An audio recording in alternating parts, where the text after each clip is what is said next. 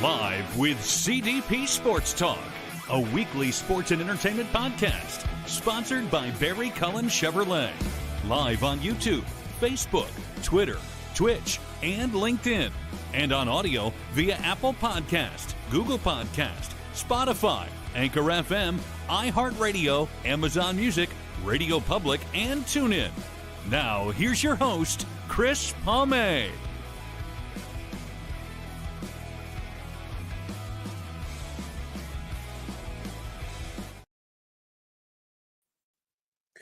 Good afternoon, everybody. Welcome to Season 10, Episode 34, overall 529 of Live with CDP Sports and Entertainment Talk Show, sponsored by Barry Cullen Chevrolet Dealership at 905 Woodlawn Road West in the Gulf Auto Mall. Check out their website, barrycullen.com, for the newest selection of new and pre-owned GM vehicles, along with their great selection of all-electric vehicles and Cadillac vehicles as well.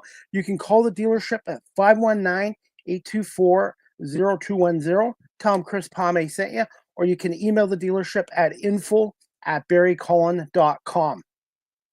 Barry Cullen Chevrolet Dealership has been family run and operated here in the city of Guelph since 1969, and yours truly has been a customer of Barry Cullen Chevrolet since 2000, so 25 years. So for your vehicle needs here in Guelph, check out barrycullen.com. I hope everyone is doing well on this Friday, April 25th, 2025. This whole month is going by quickly, and I'm excited to have our guest on today. This is her first appearance on Live with CDP Sports and Entertainment Talk Show. I met her through Instagram, and her name is Charity Jones. She is a talented, upcoming stand-up comedian out of Tulsa, Oklahoma, and we're going to bring her on right now, and we're going to talk about her comedy career and also maybe about fostering animals as well. Good afternoon, Charity. How are you? I'm great. How are you, Chris? I am doing okay. This is my fifth show in the last 4 days, so but it's a passion of mine, and I love doing this, and I love meeting new people and learning something from all my guests. Yeah. Well, great. I'm so excited to be here. Thank you for having me. You're very welcome, and I see you were in Vegas recently, and how was that experience? It was awesome. It was great. It was an experience of a lifetime. I did a smaller show at To Kill a Little Time, Mexican Bar and Grill, and then on a Thursday night, and then on last Saturday, I did a guest spot at the Comedy Rumble at Wise Guys in Las Vegas, a real comedy club. So I was really excited, and I felt like I brought the energy, so I was proud of myself. I have to ask you this, Charity. Being in the Midwest in Tulsa, Oklahoma, is the humor on the West Coast a little different than the Midwest? Yes, but I don't know if it's because I think there was a couple factors at play. At the comedy club that I did at Wise Guys, all the comedians, the writing was just top tier, you know. So I don't know if it was the level of the comedians or if it was the location or if it was because, you know, the coast, or if it was because it was Vegas and the pressure to perform, you know, the competition so much higher. But yeah, I felt like the writing was on a whole nother level, that they were very creative with their jokes, that they had punch after punch after punch, and that they were just more probably seasoned comedians.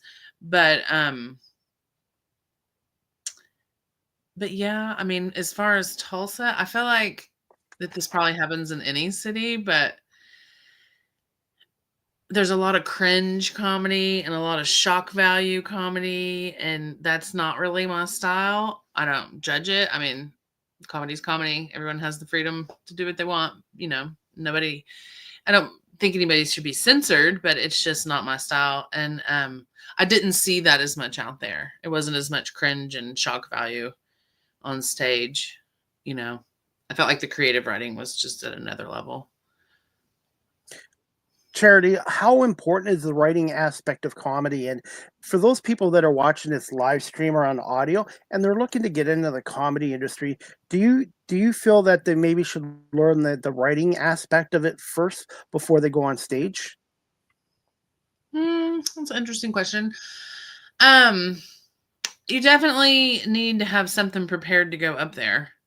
But if somebody's really wanting to get into it, I wouldn't worry too much about your writing. Your writing's not going to be great your first time, no matter how much you put into it. My suggestion would be to just go out there and feel what it's like to be on stage and get a handle of that. I mean, you do need to know what you're going to say, but a lot of first timers get up there and, ad lib, and they have so much adrenaline and energy their first time that everyone enjoys their set, no matter how real funny it was. But as you get into it after those first couple times, yeah, the writing is everything. I mean, stage presence definitely counts for a lot of it, but like a guy last night, well, but some comedians I feel like have the energy and have the personality, and that can only get you so far. The crowd work's really big right now. Um, and the audience enjoys crowd work if it goes well, but you can't fill up half of your set with filler and crowd work and rely on your creative writing for 10 minutes of it. Um, so it's both. It's stage presence and writing, but the ones that really excel, it's writing, I feel like. What are your thoughts on improv and open mics? Like for somebody new, would they be better off starting off with open mics first and then going to improv? Well, I've actually never been to an improv class or setting. But if you're wanting to get into stand up, yeah, you got to start with open mics. I mean, that's the only way to really do it. You got to get your feet wet and get used to that pressure of being on stage, and you just got to keep doing it. Your stage presence can't grow if you're not on stage. So, but the open mics are fun, and they're a great place to try out new material. I still go to open mic at least once a week, if not more. I've kind of cut back. I used to go probably 4 times a week, or tried for 4 times a week. But I also work full time, and now that I've gotten gigs and have bookings pretty much every weekend here lately, at least, I try to do an open mic once a week. But it's a great place to practice new material, to get a read of what the audience is going to think about your new jokes. And I always do new material at an open mic before I take it to a real gig. Yeah. On average, how many shows do you do a week, and how do you manage to balance your full-time job with your comedy career without burning out? Well, I'm still navigating all of that because I'm extremely tired. I got back, like I said, I was in Vegas. I did a show Thursday and Saturday. Got back Sunday, went to work Monday. Did an open mic Tuesday, had a show Thursday, got a show tomorrow. Tomorrow I'm also working at the hospital to cover a shift before the show. It's just insane. So I'll sleep maybe on Sunday, but I am going to take most of May off and do things with family. I feel like I need to give some attention to my personal relationships and my kids and catch up with everybody and just take a break. So I think that's how you probably have the work-life balance, is that just making sure you take your breaks and that you have, the boundaries of, no, I'm going to take this time. But like I was telling you that I was offered 2 days ago to be a co-host on a podcast. And so I'm Congratulations. Thank you. So I'll be doing 4 episodes in May. And I'm really excited about that because it's going to ground me to stay home. What is the name of the podcast, and how did this come about? And I think you said you're the co-host on this show is from Vancouver, British Columbia. Yes. She and I met her on the Facebook group for podcasts, just, said I'd wanted to be a guest. And she emailed me and we did an episode maybe a month ago, a few weeks ago. And then she called and said her co-host needed to take some time off and she was looking for someone to fill in for a little while. And she said, "You were the first person I thought of." And I thought that was such a compliment. I was so excited. But she said, "I'm sure you don't have time." And I said, "Oh, this would be perfect. I can take a break and still have some work and it'll ground me to stay home." And yeah, so that's how it happened. So I did an episode and then we connected. We're both over 40 and living our best lives after going through life trauma. And we just really connected on a personal level and had a good time. So That's amazing. Congratulations. And I do 2 other shows as well. And I have one show where my co-host is from the West Coast. So with having a co-host, you really have to juggle your schedules because each co-host has a different schedule. And then the time zones too, because I think yeah, you are on what, Central time zone? So you're about an hour behind me. And then Vancouver is like the same as California, which is 3 hours behind us as well. yeah, yeah. Yeah, it's great that her schedule, she was already doing it on Fridays and I work Monday through Thursday. So it So works out it worked out perfect. perfect. Yeah. Perfect. Yeah. And that's For, another reason or you were asking how I juggle all these things. yes. I think I'm blessed to only have to work 4 days a week. And then I pick up a weekend hospital shift every once in a while, but I don't think I could keep up if I did the 5 days. There were some weeks I was doing six shows a week with 7 different guests, and to be honest, it was getting a little too much for me. So right now, ideally for me, I find 3 to 4 shows a week's enough because each show I do my homework. I always read my guest bio and try to prepare and make this into like a radio show. So it's a lot of work, and like I said, congratulations. Now this podcast, where can people find it on social media and platforms to promote it? It's called If Margaritas Could Talk. It is Okay. on Spotify, YouTube. I think it's on all the traditional streaming apps. But I do know it's on Is it Spotify. going to be live? Is it going to be like a, go ahead, sorry. No, you were good. I don't think it's live. I think we record it. I'm pretty sure the last Record one it. we recorded and then she edited and posted within a day or so. Yeah. Is it going to be a live camera one or they're just a strictly an audio one? I'm not sure. She does both. The last one we had filmed camera, video, but then she ended up publishing just audio. So I don't know.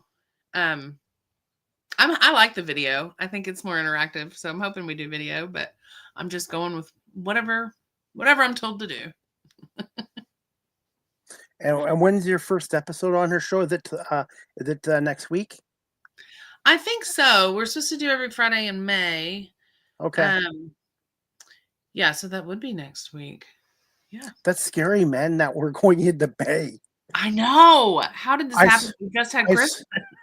I'm 52 years old. I'm going to be 53, but the time, I swear, as soon as you hit 40, somebody just hits the fast forward button on the remote control because it just speeds right up. I concur. I'm 46 and I feel like it just keeps getting faster and faster. Yeah.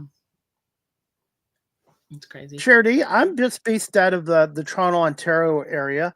Can you just tell my audience a little bit about yourself and when did you develop an interest in the comedy industry? Well, I'm Charity Jones from Tulsa. I grew up in Arkansas, in Fayetteville, in Northwest Arkansas, where Walmart's from. I'm sure your audience probably knows Walmart. Yes, we have Walmart in Canada too. Do you? Yes. I got into comedy.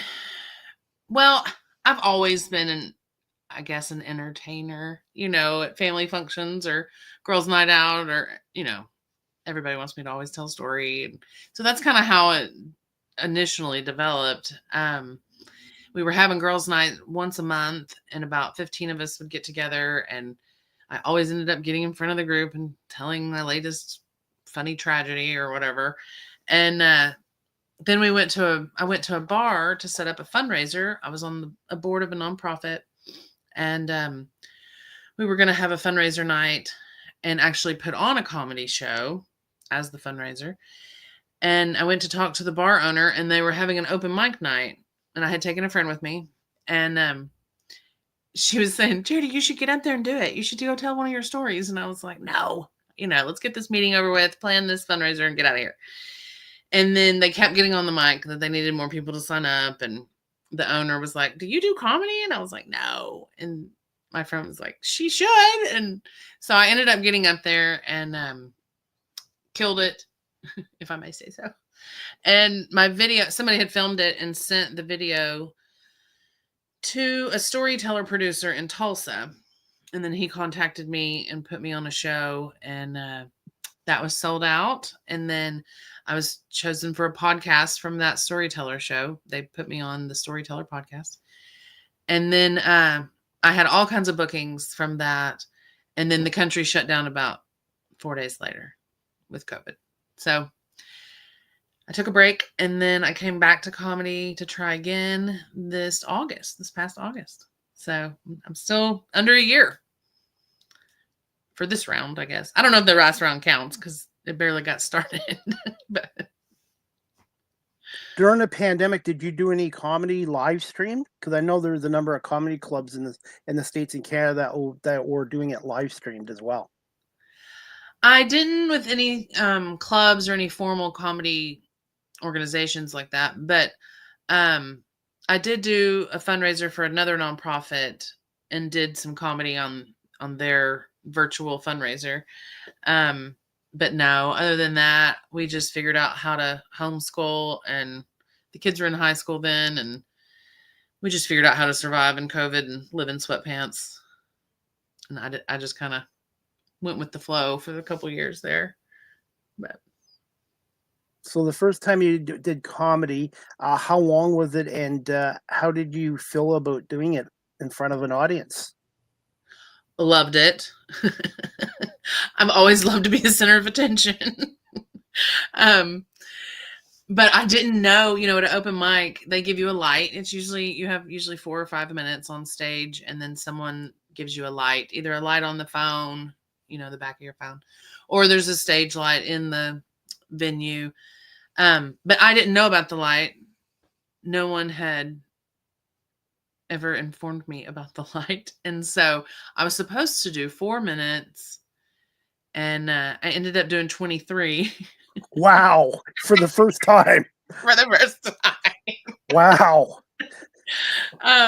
Way to go. Yeah, thanks. It's actually frowned upon quite greatly by the other comedians to run the clock, but you had a good excuse. You're a rookie. Yeah, I had no idea. Yeah. So now, if you did it 2 or 3 times in a row, then, but yeah. Yeah. So I've never had a problem talking. In fact, every time I get off stage, I wish I had more time. But someday they'll give me the hour. Someday. So on average, your performance is what, about 4 or 5 minutes on average? Well, if you get a guest spot, it's usually 4 to 7 minutes. And then like last night, I was the opener. There was an opener, a feature, and a headliner. I had 10 minutes. The feature had 20, and the headliner had about 30 or 40 minutes. So at this level right now, I've been doing 10 to 15 minute gigs. And I guess last night you were at the Black Apple Hard Cider. I guess Yes. That's the name of the club. What was that experience, and what's that club like? It is actually more like a bar. It's the Black Apple Cider Tap Room. So they produce ciders and distribute them. They're in the grocery stores and stuff around here, but or liquor stores, I guess. But that's their on-site brick and mortar location for their tap room, and it was amazing.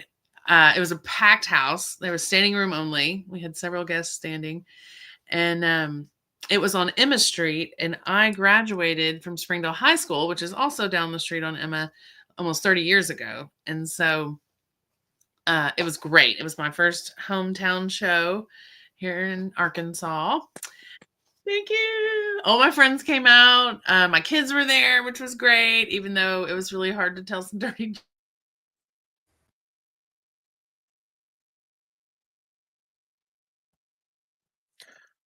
I think you froze up, Charity. Okay.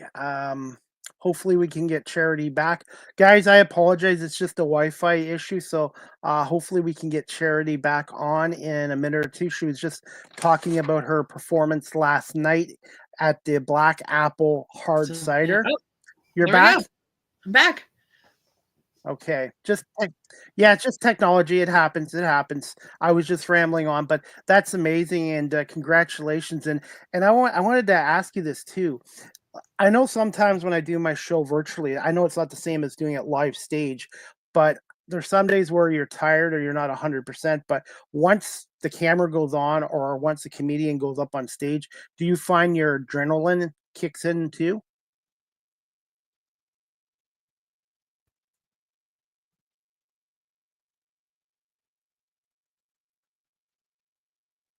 All right, guys, I do apologize. Just an issue with the Wi-Fi on Charity's part. So hopefully we can get Charity back on. She was just talking to us about her performance last night in her hometown for the first time, the Black Apple Hard Cider for a comedy night. And hopefully we can get back Charity in a couple minutes. So you know what? While we wait for Charity to come back on, she might want to try logging off and trying to log back in. We're going to play a video clip from her YouTube channel. Back. Oh, you're back. Okay. You froze there. Are you okay now? I think so. That's I weird. can hear you. Oh, good. I can hear you and see you. Hey, it happens. It doesn't matter how good your Wi-Fi or connections are. It happens. So, but I was just you were just mentioning about your performance last night and all that. Yeah, it was so much fun. Oh, the crowd was amazing. They were all ready to laugh. Of course, they were 70% my friends and family, but it felt so wonderful to be supported. You know, I've only lived in Tulsa. Well, July will be 2 years, so coming up on 2 years. And so it's been a challenge to create a fan base because I mainly only know comedians because that's what I do all the time is comedy. And, you know, comedians don't always go to other comedians' shows. I mean, we do, but you need real fans, not just other comedians, you know. So I've been really trying to work on a fan base in Tulsa. And so it was such a treat and a pleasure to come have a full room and just have that security. I do have some fans, you know. And I do have fans in Tulsa, but I haven't packed a room with them quite yet. Charity, I wanted to ask you this as a comedian. Do you find it's harder to perform in front of a packed house, or do you find that doing it in front of a smaller crowd can be harder as a performer? I think the smaller crowd is definitely harder. But I feel like I feel pretty comfortable either way. But if I was going to pick one, smaller would be harder. I like to make eye contact when I'm talking and connect with the fans or the audience. And so yeah, I just pick a couple people. So it doesn't matter if there's 5 people or 500. I can look at them and just keep going. But that takes time. It takes a lot of confidence, you know. And I do have a lot of public speaking experience, so that really helps. Yeah. Any rituals or superstitions before you go on a live show? And normally, how long does it take for you as a comedian to kind of gauge the crowd's mood? I'm not too concerned with their mood because it's my job to lift the mood of the room no matter where it starts at. You know, I mean, I'm trying to get them to laugh and be happy way up here. So if they start down here, my goal is still up here. I mean, it takes a little more, but if you're bringing it, they'll come with you. Judging the room, I would say I look at more of the age and the gender and um, just the audience's appearance more than their mood. An older crowd, I would say 45 and older, aren't always into real dirty material. We're kind of beyond all of that in our life. Our hormones have changed, and that's just not what piques our interests as much, especially as women. If you have a room of really young kids, they're not going to want to hear my menopause jokes. That's not going to relate to college kids. So it's more about the relatability of where people are kind of in life more than the mood of the room. But I did a show a couple weeks ago in San Antonio, and this guy had some pretty dirty material, and it was a little cringy. It was a little dark, and you could tell the crowd didn't like it at all. It was an older crowd. It just didn't go over well with them. And so, yeah, you have to kind of change up some jokes. I thought, oh, I'm going to take this joke out because I didn't think they would like it. So you do have to judge the room. Yeah. But I would say it's got a lot of factors built into that. Know your audience, and also too, just I've talked to some other comedians from Canada and the States and the UK too. They like to do, I know every comedian's different, but they know when they go to a different city or state or country to do some homework on where they're going and performing, because sometimes Yeah. jokes in one area don't work in another club or another city. Yeah. Well, and like I've got some religious material, and it goes over really well here in the South because we've got a church on every corner. It's very, it's very religious here. We call it the Bible Belt. And then when I was in New York, my religious jokes didn't hit at all. And I thought, oh, that's interesting. I guess it's because it's just not as religious. I don't know. Or they just aren't as familiar with the traditions that we all grow up with. I don't know. It hit different in New York. So that was really interesting. But you also asked about routines. I didn't really answer that. Yes. Yeah, I have tried to get into some routines. I have quit drinking before a show. I try not to even have a beer. No, we convince ourselves that it's going to help our nerves, but I don't know if it's age or what, but my memory, I feel like it gets worse every day. It's probably all the lack of sleep, but even just one beer, I feel like messes with my timing and my memory, and I just don't perform as well. And so if I want to have alcohol or, glass of wine or something, I wait until I come off stage. And I've been doing that for the last month. I haven't always been that way.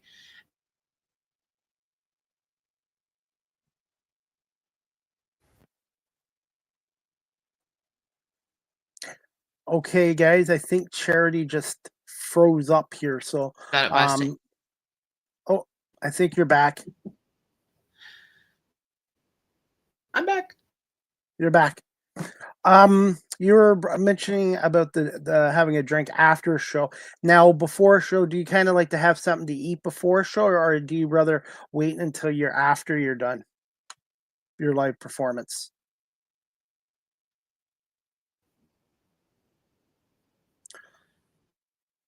All right, guys, I do apologize. It's just a Wi-Fi issue with Charity, so hopefully she'll unfreeze. She was just going about some of her routines before a live comedy show. So hopefully we can get Charity back on. It's part of the business. Sometimes things don't go perfectly. So while we're waiting for Charity, maybe we will play a video clip from Charity Jones's comedy YouTube channel, and hopefully we can get Charity back on in a couple minutes. Charity, if you can hear me, maybe just try logging off again and try to sign back on, and we'll see if we can finish up this interview. But this is a clip of Charity Jones's comedy work, and this is from her YouTube channel, and this was done recently at the Comedy Club. So just bear with me.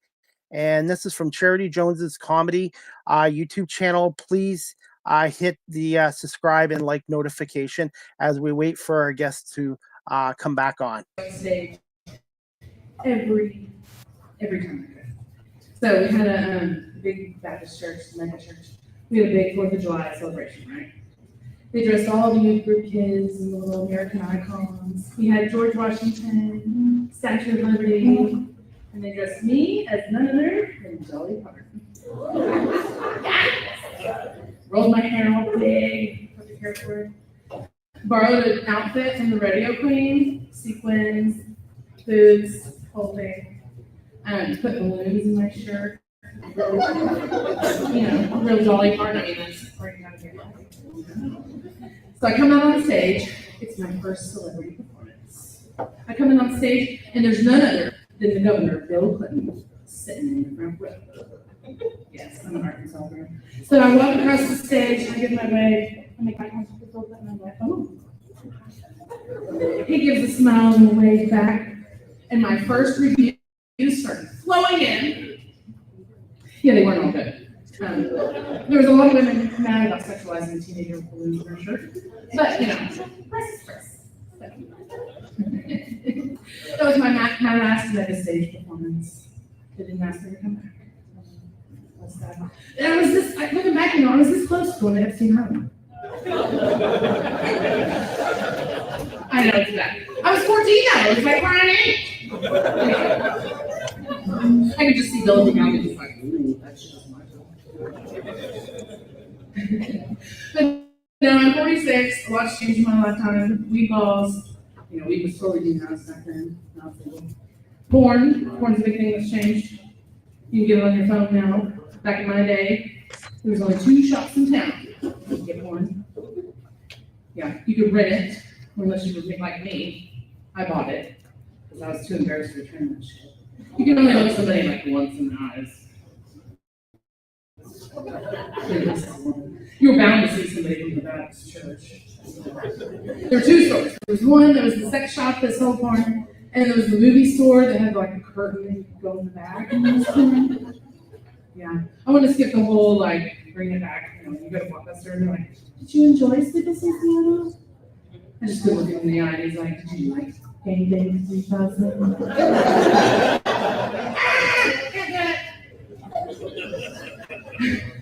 No, I was looking up 80s porn titles for that book. I was going to use a real 80s porn title. There's like Debbie Does Dallas, Kinky Business, Talk Dirty to Me, How to Talk to Black Chicks. I almost read that one. No. But no, and then I came across Holocaust porn. I was like, where's that look like? How skinny are those bitches? Do you think they have showers? I know it's bad. There's probably no training.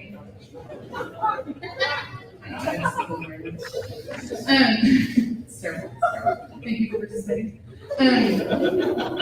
Now, I'll take it back when I was 20 years old. Like I said, I'm going to be 46 next month, so it's a long time ago.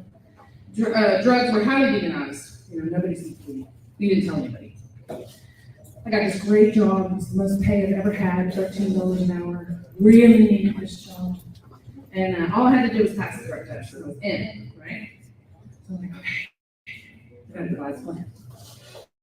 So I'm thinking, I'm going to get a friend of mine, in a cup, I'll pour it in a condom, and we'll sneak it in like a real Trojan horse. Right? Yeah, it's some romance. Anyway, so I find my friend. Well, I've got one mildly degenerate friend. She's got to be degenerate enough to help me beat the system, go get some man. But she can't be degenerate enough that she's doing drugs with me. Right? So I got to find mildly degenerate. I find her. We do it. She pees in the cup, pour out the condom. Oh my God. Trying to insert this thing is like having sex with a limp penis. It's like warm and squishy and doesn't look good in there. I know, it's so gross. Thank you. Sorry for that picture. But I finally got it in. It took some acrobatics. We accomplished that. I know, sorry. But we finally get to the drug test. We get to orientation. I get the enda. The drug test is in the afternoon. Oh shit, right. Yeah. So I'm like, oh my God, I gotta sit through all these team building activities. Go to lunch, potty breaks. I've got like the world's longest pedal going on. I'm like,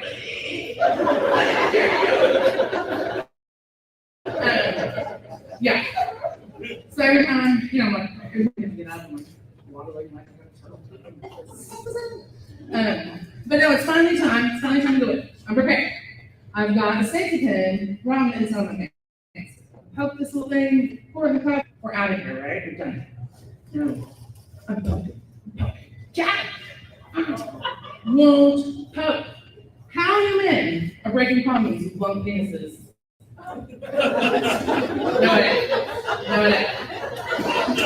So I've got a monitor outside the stall, right? Like, I gotta hurry. I'm on a time constraint here. So I gotta go with the teeth.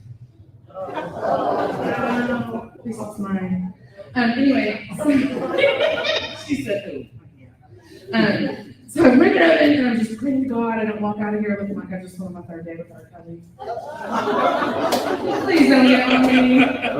Anyway, it's okay. It's okay. I accomplished it. Got it cut. I handed it to the monitor. Everything was fine.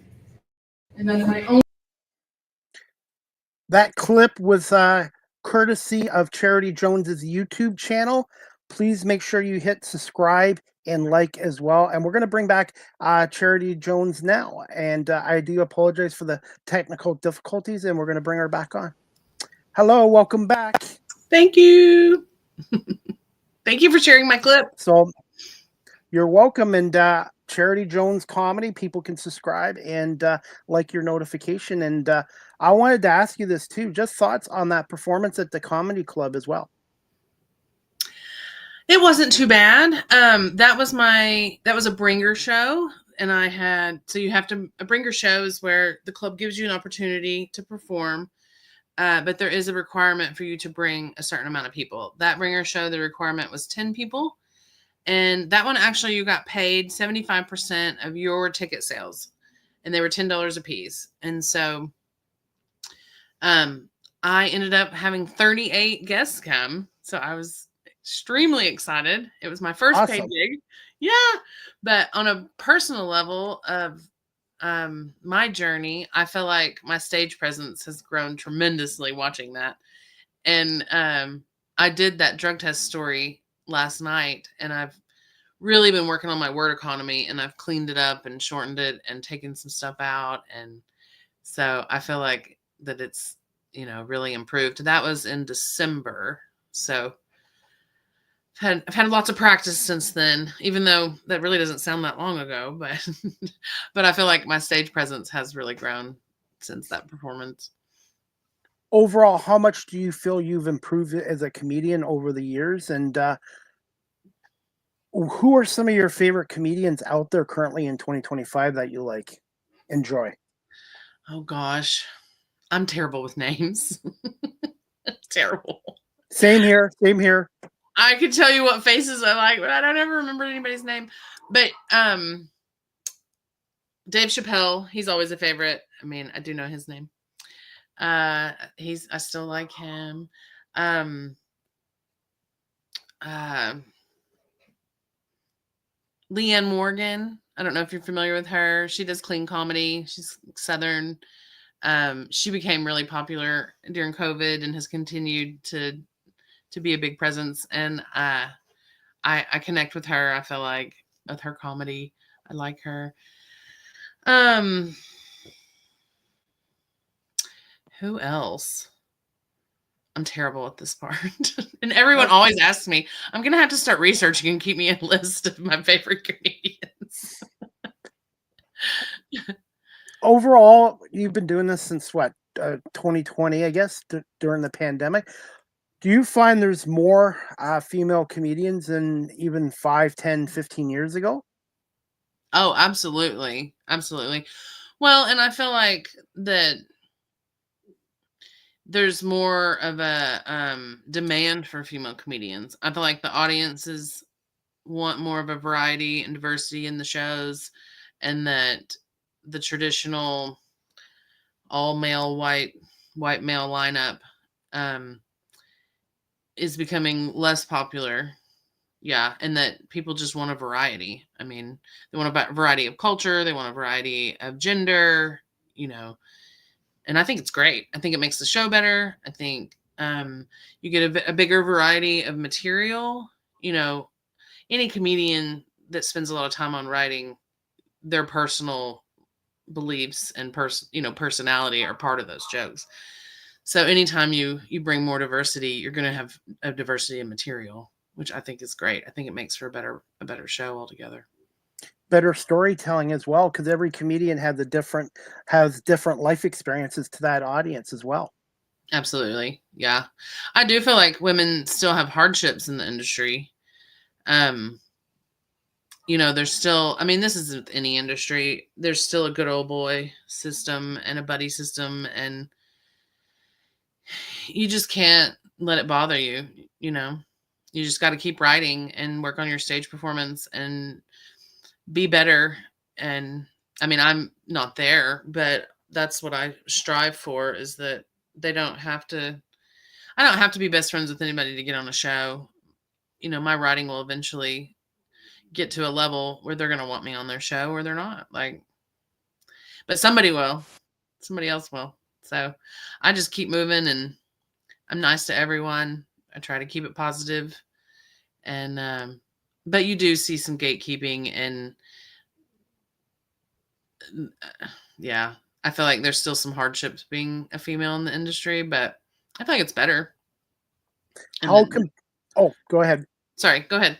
I was pretty much done. How competitive is the comedy industry? And also, do you find there's a pay gap between the male and the female comedians, or are those days gone now? I would not say they're gone, but I would say I don't have a lot of experience to fall back on to answer that, because I've just started getting paid. So I've heard other people talk about it, especially headliners,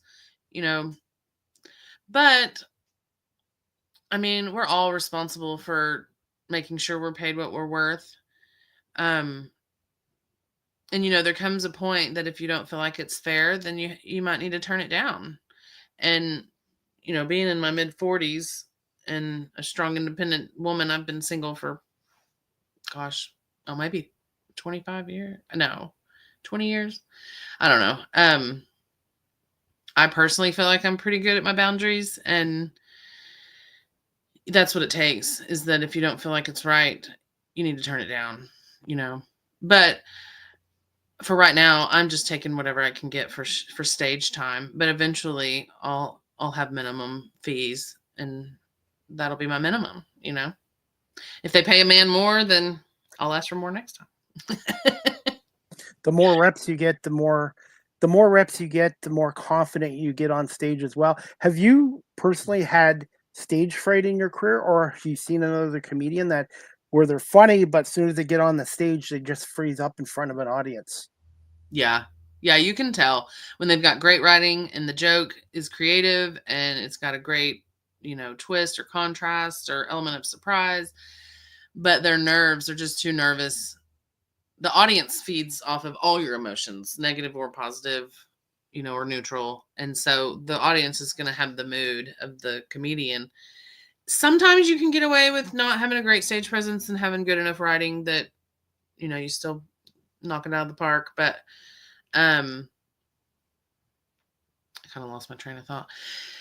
But yeah, you can get nervous. Oh, for me personally, yeah, I still get nervous, but I've never really had a huge amount of stage fright. I grew up in the mega church. I talk about this in some of my stories. I was always trying to get on stage. I was in all the plays. I was in the choir. I wanted the lead role in everything we did. I've taught at the University of Arkansas for a few years in the speech language pathology department.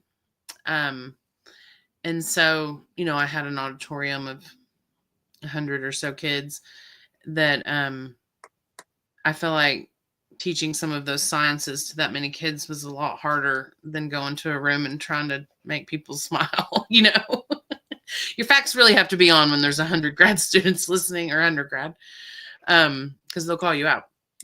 So I feel like that really helped me, that I had that advantage coming into it, that I'd already dealt with a lot of that. And, like I said, I'm a speech pathologist. I think I said that. And I work with adults in the hospital and their families, and then in outpatient rehabs and things. I work with a lot of stroke patients. And I feel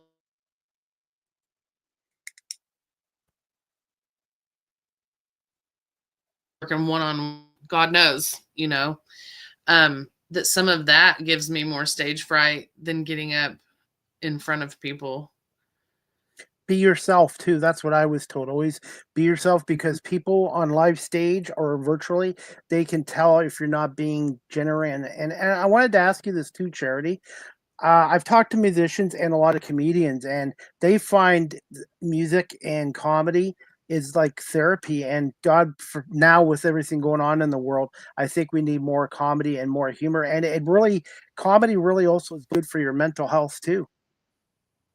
Oh yeah. You release endorphins every time you laugh. So it's great. It's great for depression in the winter when there's no sun. If you get that type of depression, laughter is great. It's great for stress. It's great to just take your mind off of the real world. Yeah. I feel like it's been therapy for me as a comedian, because it's kept me so busy and grounded and focused that I don't have time to go get in trouble. But it really, some people say it's therapy to get up there and do the comedy, and you really shouldn't use the audience to work through your trauma. I mean, it can be therapy as in I feel better about myself and I love those endorphins, and that gave me so much more confidence throughout my life. But you shouldn't go up there and work out your traumas on stage, which sometimes happens with people. But for the audience, I think it's very therapeutic. Yeah. I'm going to put you on the spot with this question, Charity. What's one word to describe yourself as a stand-up comedian? Fun. That's always good. Fun. And also, can you just tell us about being a recent grad of the American Comedy Institute in New York, and what that experience was, and what did you get out of it?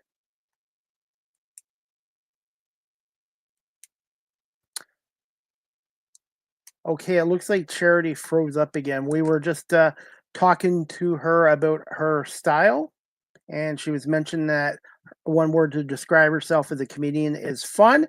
And I was just going to ask her this question about being a recent grad of the American Comedy Institute in New York City. So hopefully we can get Charity back on to wrap up the show. I do apologize for the Wi-Fi issues, and hopefully we can get her to come back on in a minute. And Charity Jones is an up-and-coming stand-up comedian in Tulsa, Oklahoma, and she just performed last night at the Black Apple Hard Sitter in Oklahoma, and she was in Vegas this past week as well. So, guys, just technology, it happens. So hopefully she'll be back on in a couple of minutes. And while we're waiting for Charity to come back on, the NFL draft was last night in Green Bay, the first round. And we'll go over the first 5 picks. Tennessee drafted Cam Ward, a quarterback out of Miami. Number 2, Cleveland took Travis Hunter, a cornerback wide receiver out of Colorado. Number 3 pick, the Giants took Abdul Carter, an edge rusher from Penn State. The Patriots drafted number 4. They took Ahmed Mumbu, I believe, an offensive tackle from Missouri. I hope I got his name right. And the Jacksonville Jaguars drafted 5th. They took Will Campbell, an offensive tackle from LSU. And the Philadelphia Eagles traded up with the Kansas City Chiefs. Kansas City took the 32 selection. Philly took 31. And the Eagles took Jahai Campbell, a linebacker out of Alabama. So I think it's Jihad Campbell, if I have his name right, linebacker out of Alabama. And the NFL draft will be continuing tonight and tomorrow from Green Bay. And a year ago, yours truly was at the NFL draft in Detroit.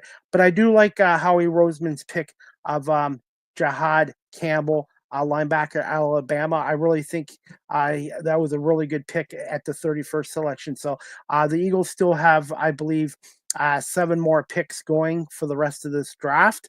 And we'll see if there's any more trades. But I really do like the move they got Campbell as a linebacker as well.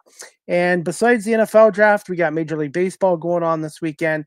The Detroit Tigers are taking on the Baltimore Orioles Friday, Saturday, Sunday night at Comerica Park.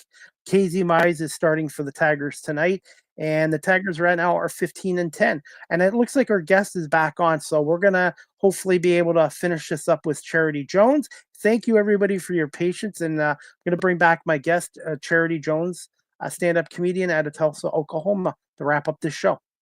Welcome back. Thank you. Sorry about that. I'm on my phone now, so we'll see if it's different. No worries at all. And being in the media industry, you just have to work through it. And I really, really appreciate you coming on here today and hearing about your story. Well, thank you. I was so excited about doing this and meeting you and getting to talk to your audience. I've had a really good time. Wanted to ask you before we wrap this up in a couple minutes, the writing aspect of it. Where do you get some of your inspirations for some of your from your jokes? Well, all of my material comes from my real life. Um, they're either stories or things that I observe in everyday life. But if my best advice, if someone is wanting to get into writing or excel in their writing, um, I used the Comedy Bible. There's a new Comedy Bible that's out. I can't remember that author. I told you I'm terrible with names. But Same here. um Same here. but if you Google the new Comedy Bible or just Comedy Bible, it'll come up and it's got a workbook and she gives amazing writing prompts. There's an exercise to list anything that sets you apart from someone else, either ethnicity, religion, body type, skin color, gender, list everything and then make a little joke about it. So she gives lots of prompts, like write 3 comparisons, compare this to that, and try to make a joke about it. And that was great practice. And so I've taken a lot of her advice and take my everyday things that I find funny, and then try to put them in the joke structures that she recommends, and it has really turned my comedy around. I feel like it's gotten a lot better. Can you just tell us about being a recent grad of the American Comedy Institute in New York City, and how much has that impacted your comedy career? It was so much fun. Highly recommend if you can go, if anybody's wanting to go. Um, It is a week-long workshop. I did the, out of state workshop. I can't remember what it's called, but, to where I had 2 writing sessions, with Steven Rosenfield. I think I got that one right. Um, and then I went to New York and did the, in-person class Tuesday through Thursday, and then we had our, showcase show at Gotham Comedy Club, which was awesome. Awesome. I mean, what a life experience to go to Gotham Comedy Club. Um, so yeah, I loved the classes. We got up each night and did our set in front of the class, and the teacher critiqued us and then critiqued us in front of the class. So that really it was hard to be critiqued in front of people. You feel very awkward, but it helps with that confidence. You just get thicker and thicker skin, you know. But we really worked on um stage presence. One thing that I really enjoyed that we did, which is like the simplest thing ever, was we stood up there and practiced putting the mic back and forth into the stand. And it seems so, like a tiny little thing, but when you're on stage and you're nervous and you're trying to get off the stage and you've got to shake the host's hand on your way out, getting that mic in there, you just don't want to look like, that you're unprofessional. You want to go easy. You don't want to be fumbling with that mic and the timing of you exiting off stage gets awkward. So we did little things like that. We practiced moving the mic and one thing I really took from it is that we practice holding our emotion during the not the applause break, the laughter. Um, because I'm terrible at stepping on my own the audience's response. I've got my set, I know what I'm gonna say, even though I'm trying to make it look like it's natural, but it's all written. Um, and so I'm ready to get on to the next thing, and when you start talking and they're still laughing, it just cuts the laugh because they want to hear you. So everyone will stop laughing. And so that was a really good thing to practice. That we did in class is the class would laugh and we kind of practice that timing of okay, wait till it's almost out. You don't want to wait till the laugh is completely over because you never want a silent room. But yeah, it's an intricate timing of, okay, you want to make sure you don't talk, while the laugh is escalating, but you don't want to wait till it completely ends. So you want to start talking in that downhill slope. And I feel like that has really made me look more professional, that timing aspect of it, and I enjoyed that. Um, it was also great that they professionally filmed our sets and we got a copy of it. Any comedian, that's half the game, is having good videos to send out and to submit. That's how I get most of my gigs, especially out of town. That's how I get all of them out of town, is that I just contact clubs or producers or people on Instagram and say, "Can I send you a video? I'd like to work together. Let me know if you're interested." And I send them my video, and they either contact me back or they don't. Um, but a good quality video is half the battle, if not 75% of the battle. And so getting that video from Gotham Comedy Club was worth the price. Yeah. And also too, the power of the internet and social media has really shrunk the world now, and you can get yourself out there even more than you could say 10, 15, 20 years ago. Oh yeah, absolutely. I've got connections now all over, and that would have never happened before social Just media. Just like with this, I started this show 5 years ago, and I've had people on my show from 7 different countries and listeners in 44 countries around the world. And this isn't just a local podcast. This is kind of an international show. And it's just social media and the internet. You always hear the negative sides of it, but if you use it the right way as a comedian or going into radio, TV, whatever career, it can be a really good tool. And I want to put you on the spot here too, Charity. Do you have any plans to eventually go internationally, like Canada, Mexico, some other countries in the world? Yes, yes, it's a huge goal. In fact, I would like to accomplish it within the next year. Um, I have reached out and tried to make some connections in Cabo because I love Cabo, Mexico. And I've even thought maybe I should start learning Spanish if I'm going to go do comedy in Mexico. That would- I've had some bilingual comedians on, and they told me how valuable being bilingual is in the comedy industry. I bet. Even when I was in San Antonio for that 4-day festival, yeah, I could have definitely used to be bilingual. It would have been beneficial for sure. And then I have a friend, a dear friend, that we went to grad school together. I was kind of, not officially, but we were kind of her host family here in the United States. And she is in Sri Lanka. Her name is The Lanka from Sri Lanka. She's gonna love that. Um, and she is teaching. She's also a speech pathologist and teaches at a university over there. And we have talked about me coming over there and doing comedy for the university. So that is a huge goal. Um, I also want to do comedy in Paris. I have a friend or a connection who's about to go to Paris on the Don't Tell comedy tour. She's based in Atlanta, I believe. Atlanta or Chicago. Um, she was at that festival in San Antonio as well, and we've been talking on social media, but she's about to go to Paris, and I thought, oh wow, like what goals, that would be so cool. Um, so yeah, I would love to do Europe and then Sri Lanka and Cabo. Those are my goals for the next year.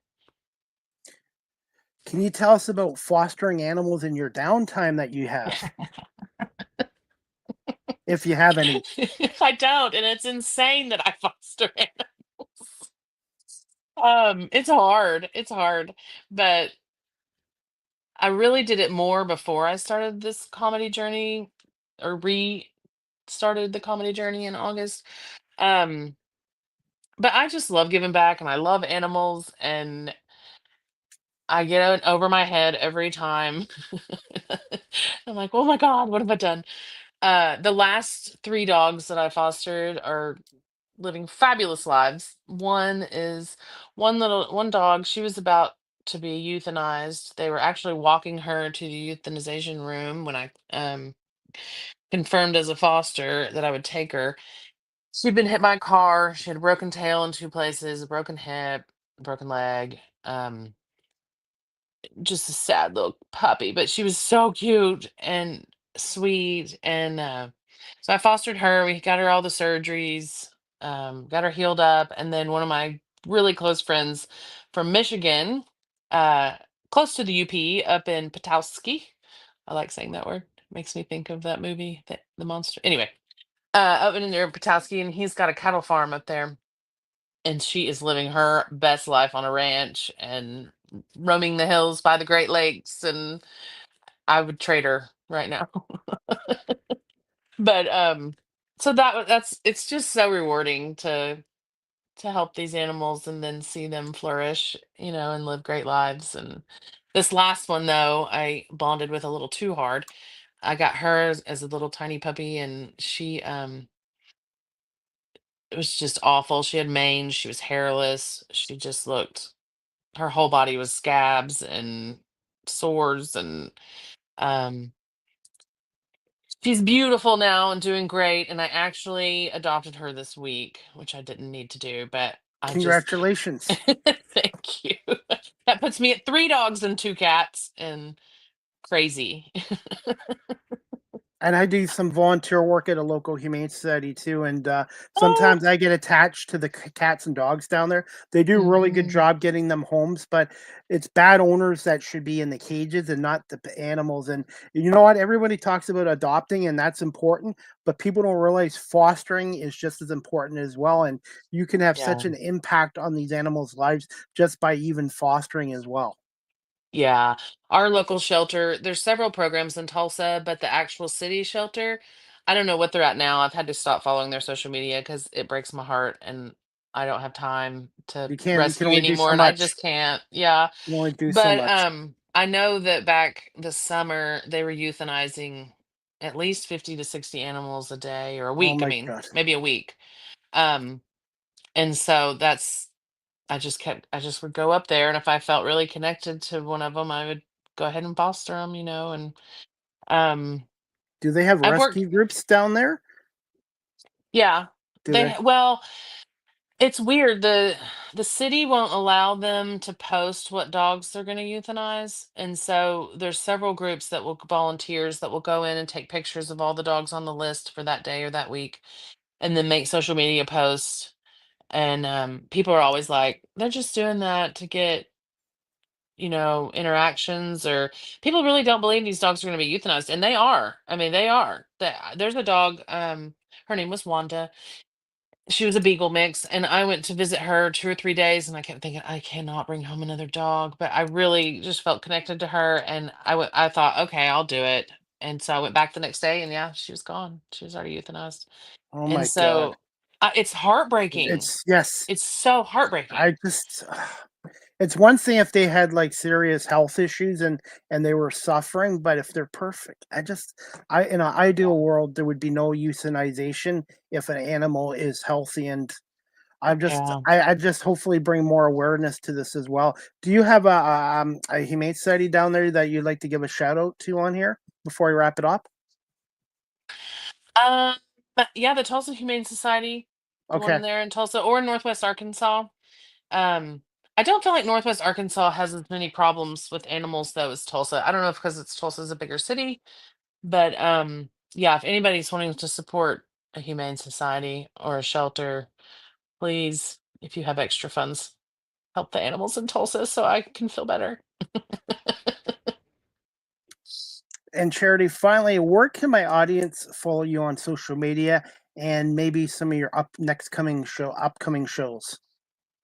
Social media, I'm Charity Jones Comedy on Facebook and Instagram, and I just started a TikTok like 2 days Congrats. ago. Welcome to TikTok. I'll have to follow you there.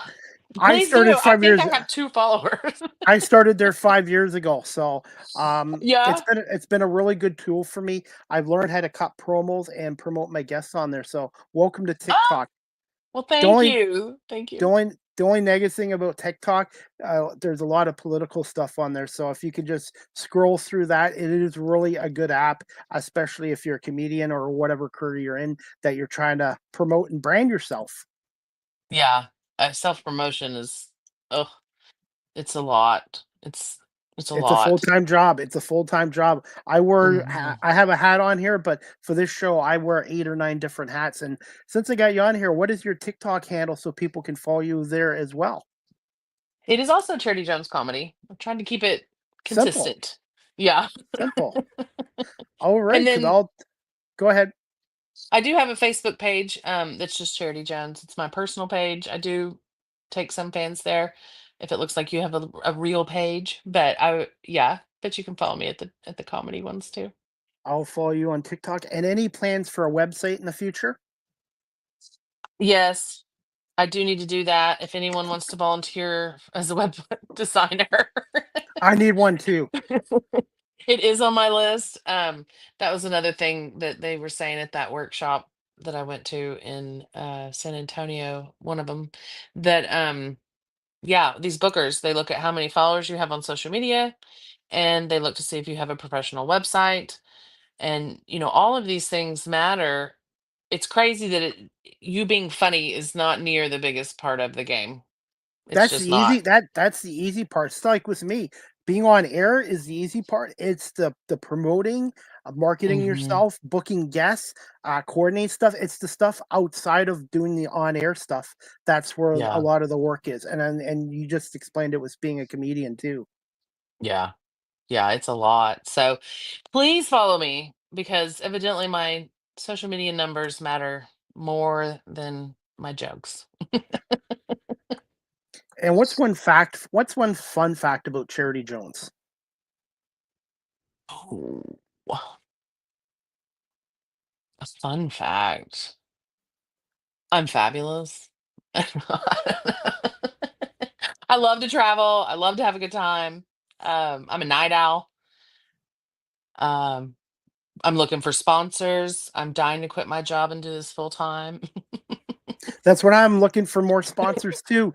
And it's a full-time job. Like I said, I have to go out and try to get more sponsorships as well, and promoting yourself. But just talking to you, Charity, too, you're passionate, and whatever career you go into, it's important to have a passion, because if you don't have that passion for it or the drive, then it's probably time to move on to something else. Yeah. Well, and like I said, the audience feeds off all your emotions. If you're not passionate about it, they're not gonna be either. So it helps. Yeah. But thank you for recognizing that. And congratulations on having a sponsor. I saw in your intro that you have a car lot sponsorship, right? A I had a dealership? second, yes, and I had a beer sponsor. Unfortunately, they had to put a pause on the relationship due to the tariffs. So I am working on Oh, getting more sponsors. And you know what? In the media industry, and I'm sure in the comedy industry, you're going to get your successes, but you're also going to get your setbacks. But I don't ever use the word failure. I just use it temporary setbacks. And you just have to have a strong mindset and belief in what you're doing. absolutely. I agree with that totally, Chris. That's a good mindset to have. Charity, I want to say thank you so much for giving us over an hour of your time today. And if you can give me a little bit of time this afternoon, I will send you the video, the Okay. audio, and I will break this video into 30, 40-second reels and clips, because you know our society nowadays likes everything fast. So I've learned TikTok short videos and YouTube short videos are hugely viewed more than the longer shows. Well, yeah, send me some material for my TikTok. I only have one Absolutely. post. Absolutely, and I will follow you there as well. And again, congratulations on your new podcast, and looking forward to watching the first episode. Oh, well, thank you. I would love for you to join us. Maybe we can all collaborate for a session or whatever it's called, episode. Absolutely, and and that's what I love about this show, is connecting with my guests and the storytelling aspect of it. And I definitely would like to have you back on again in the future as a guest. Oh, yeah, I would love to. That's a great Okay. compliment. Thank you. And well, thank you for fostering animals wherever you live in the Oh, world. Fostering is so important. Adopt, don't shop, and foster. And thank you for rescuing those cats and dogs there as well. I love cats and dogs more than people. I could get on that boat with you, Chris. I think I'm So right there. absolutely, but continued success, and hopefully one day I'll even get out to Oklahoma. I've never been out to that state yet. Oh yeah, come on over. And I want to go to Canada. I've never been to Canada. You would So- like it here, except Toronto is very expensive. Toronto is like our version of New York City, but it is really great here. And Canada has a lot of great comedians and comedy clubs. So hopefully one day you'll be able to perform out here. That would be so fun. I'll put it on my travel list. Deal. List of goals. Deal. Yeah, that'd be great. All right. Well, I'm going to let you go. But Charity, thank you so much for coming on my 529th show today, and continued success. And please spoil the cats and the dogs for me with treats.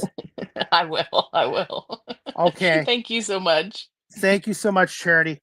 All right. Bye-bye. Bye. All right, guys, that was Charity Jones, an upcoming stand-up comedian out of Tulsa, Oklahoma. So thank you to Charity Jones for coming on. And please make sure you follow her on Instagram, Facebook, and now she has a TikTok page at Charity Jones Comedy on TikTok as well. And before we wrap up this show, guys, another announcement. Next Live with CDP Sports and Entertainment Talk Show, again, sponsored by BarryCullen.com. Monday, April 28th at 7 p.m. Eastern with my special guest and a friend of the show, Steve Bermo. He is the radio analyst with the National Lacrosse League World Champion Buffalo Bandits. And Steve and I are going to talk about the Bandits San Diego matchup, which takes place tonight at 7:30 at the KeyBank Center in Buffalo. It's basically win or go home in the first round of the National Lacrosse League playoffs. So it's either you win or you're done for the year. And Buffalo San Diego tonight, 7:30. You can get it on TSN, TSN Plus, ESPN Plus, and on 1520 The Bet with John Gerkler, the longtime voice of the Buffalo Bandits, and Steve Bermo as well. So Steve Bermo will be back on the show this Monday, April 28th at 7 o'clock. And it's also the Canadian federal election. Whatever party you support, please make sure you go out and vote. So our federal election here in Canada for Prime Minister, whatever your political views are, please make sure you vote. If you don't have a vote, you don't have a say. So I don't normally get into politics on here, but please get out to your federal election by this Monday, and please vote for a new Prime Minister. So, and that's about it there. So again, Steve Bermo from the Bandits will be on Monday at 7 o'clock. And then Tuesday, April 29th at 7 o'clock, I have National Lacrosse League insider and media personality Adam Levy coming on, and we're going to talk about the other National Lacrosse League games there that are taking place this weekend.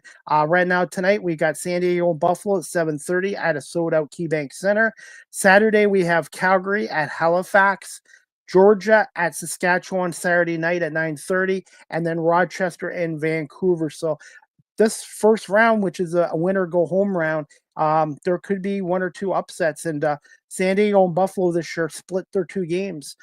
San Diego won in Buffalo earlier in the regular season, and Buffalo just recently went out to San Diego and beat them. So I think this Buffalo-San Diego game tonight is going to be a one-goal game, and I wouldn't be shocked if it went to playoffs. And as for Calgary-Halifax, I'm going to go with Halifax to win. Georgia and Saskatchewan, I'm going to go with Saskatchewan being at home. And Rochester and Vancouver, got to go with Vancouver. So we'll see what happens there. We also have NBA playoffs going on right now. Boston and Orlando tonight. Boston's up 2-0 in that series. Indiana, Milwaukee, Indiana's up 2-0 in that series. And the Lakers in Minnesota are tied at one game apiece going into game 3 in Minnesota. And last night, the New York Knicks beat the Pistons 118-116.